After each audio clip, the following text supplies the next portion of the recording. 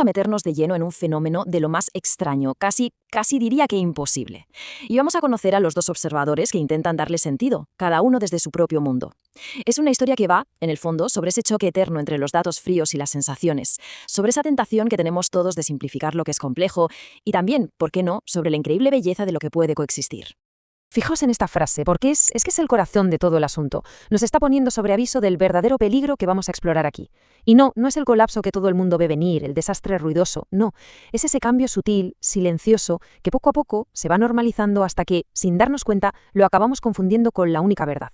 Venga, vamos a sumergirnos en el meollo del misterio, porque ojo, no estamos hablando de un simple error en los datos, ni de interferencias, de ruido, no. Esto es algo mucho más desconcertante. Es una anomalía que es perfectamente coherente. Vale, si lo miramos desde un punto de vista puramente científico, el problema es este. A una hora clavadísima, un único evento queda registrado como si ocurriera 5 veces a la vez. La forma del evento es idéntica en los 5 registros, pero sus intensidades son totalmente incompatibles entre sí. O sea, físicamente imposible. Es una paradoja de manual. Y lo peor es que está registrada por instrumentos que están perfectamente calibrados. Y claro, para intentar entender este lío, aparecen dos figuras, dos observadores, que por cierto ni se conocen ni trabajan juntos. Por un lado tenemos al científico, que, como es lógico, confía ciegamente en sus instrumentos. Y por el otro, a la intuitiva, cuyo único sensor es su propio cuerpo, su percepción de eso que ella llama el campo. Y aquí es, por supuesto, donde sus mundos chocan de frente. Porque donde el científico ve 5 gráficos, 5 conjuntos de datos que se contradicen, ella lo que siente es una única realidad que está insistiendo en manifestarse de varias maneras a la vez. Para él es un problema que hay que resolver. Para ella es una verdad que hay que escuchar. Bueno, para intentar ponerle nombre a esta aparente locura, el científico se inventa un término, multirégimen. Y lo más importante de todo esto es que se niega a pensar que es un simple error. No. Lo que él propone es que está observando un sistema que es capaz de mantener a la vez varias versiones de sí mismo que son estables y lógicas por dentro. O sea, no es que una sea la real y las otras sean ecos o fantasmas. No. Todas son reales, todas al mismo tiempo. Pero claro, la cosa se complica, la situación evoluciona. Esas realidades, que parecían existir cada una por su lado, de repente empiezan a interactuar. Y nuestros dos observadores, sin tener ni idea, acaban conectados a través del mismísimo fenómeno que están estudiando. El misterio se vuelve todavía más profundo. Los datos de esos regímenes distintos de repente empiezan a mostrar correlaciones. Y no hay una causa física para ello, ninguna interferencia que se conozca. Es casi como si esas realidades estuvieran buscando entre ellas, como si fueran conscientes la una de la otra. A este fenómeno lo llaman acoplamiento. Y la idea que hay detrás, la verdad, es fascinante. Resulta que el simple hecho de observar uno de los regímenes ejerce una presión que se puede medir sobre todos los demás. O sea que observar ya no es un acto pasivo, se convierte en una forma de participar, de influir. Esta frase del científico, elige una sombra y finge que es la estructura, lo clava. Captura a la perfección esa tentación que surge cuando nos enfrentamos a algo tan complejo, la de simplificarlo todo. La de coger una de las 5 realidades, la que nos resulte más cómoda, la más dominante, y decir, vale, esta es la única verdad y a lo demás que le den. Y justo entonces ocurre lo que parecía imposible. El propio campo, el sistema, parece darse cuenta de que lo están observando desde 2 perspectivas totalmente incompatibles. Y un parámetro matemático, un invariante, algo que por definición no debería cambiar jamás, de repente no es que cambie su valor, es que cambia de signo. Es la respuesta del sistema. Es como si dijera, vale, os he visto, sé que estáis los dos ahí. Claro, ante esta complejidad tan hermosa, pero a la vez tan inestable, interviene una fuerza externa. Una fuerza que no tiene ningún interés en entender lo que pasa, solo quiere resolverlo. Su nombre, el protocolo. La lógica del llamado protocolo de resolución es fría, es brutal. No ve la coexistencia como un descubrimiento alucinante, sino como un simple error que hay que corregir.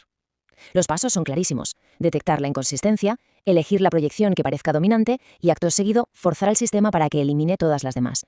O, como dice el propio científico, amputar el campo. Y aquí es donde nuestros protagonistas se plantan y se hacen la pregunta fundamental, la que va en contra de toda la lógica del protocolo. ¿Y si toda esta pluralidad no es un fallo? ¿Y si es una característica esencial del sistema? ¿Y si el objetivo no es elegir una única verdad, sino aprender a convivir con varias a la vez? Entonces el científico, en lo que es un sutilísimo acto de rebeldía, no cancela el protocolo. No, lo que hace es introducir un retardo minúsculo, casi imperceptible. Y la consecuencia es increíble. El campo aprovecha esa mínima fracción de segundo para no colapsar. Y no solo eso, se reorganiza en un patrón todavía más complejo. Vamos, que en esencia aprende a resistirse. Esa intervención, aunque al final no consiga simplificar nada, deja una cicatriz, una consecuencia silenciosa, sí, pero muchísimo más peligrosa que un colapso total. El verdadero peligro es algo que se conoce como sesgo inducido. ¿Qué quiere decir esto? Pues que al intentar forzar al campo a elegir una opción, aunque no lo consiguieran, lo que hicieron fue enseñarle a tener preferencias. El sistema deja de ser neutral, ya no es un lienzo en blanco, ahora empieza a inclinarse de forma natural hacia ciertas realidades. Esto, en la práctica, es la consecuencia. La metáfora del sendero en el bosque es perfecta para entenderlo. La coexistencia de realidades sigue ahí, sí, pero ya no es justa, ya no es equitativa. Algunas realidades se vuelven mucho más fáciles de alcanzar, más probables, y no porque sean más verdaderas, sino simplemente porque el sistema ha creado un caminito bien pisado, de menor resistencia, que lleva directamente a ellas. Y aquí es donde la intuitiva lo resume todo y señala la amenaza final de este sesgo. Dice: cuando un sistema se acomode en una de esas configuraciones preferidas, la gente dejará de hacerse preguntas, empezarán a confundir esa estabilidad con la verdad, con la única verdad posible, y se olvidarán de que las otras realidades siguen existiendo, aunque ahora cueste mucho más llegar a ellas.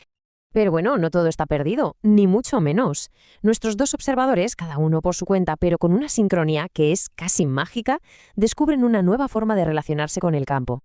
Su enfoque da un giro de 180 grados. Pasan de intentar controlar el sistema a intentar, cuidarlo.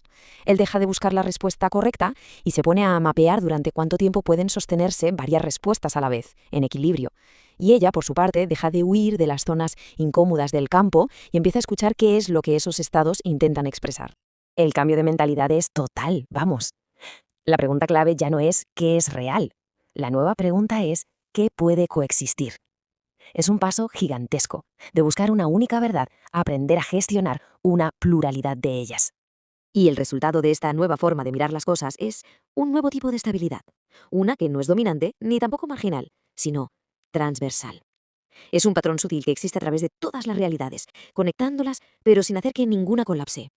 Es más una armonía que un solista, por así decirlo. Y todo esto nos deja con una pregunta final, una que resuena mucho más allá de esta historia. Porque al final, este relato sobre un campo misterioso es en realidad una pregunta sobre cómo nos enfrentamos a la complejidad en cualquier cosa. Ante un sistema, ya sea social, tecnológico o incluso personal que se resiste a que lo simplifiquen, ¿qué hacemos? ¿Paramos? ¿Intentamos escuchar y nos adaptamos? ¿O simplemente aplicamos más fuerza?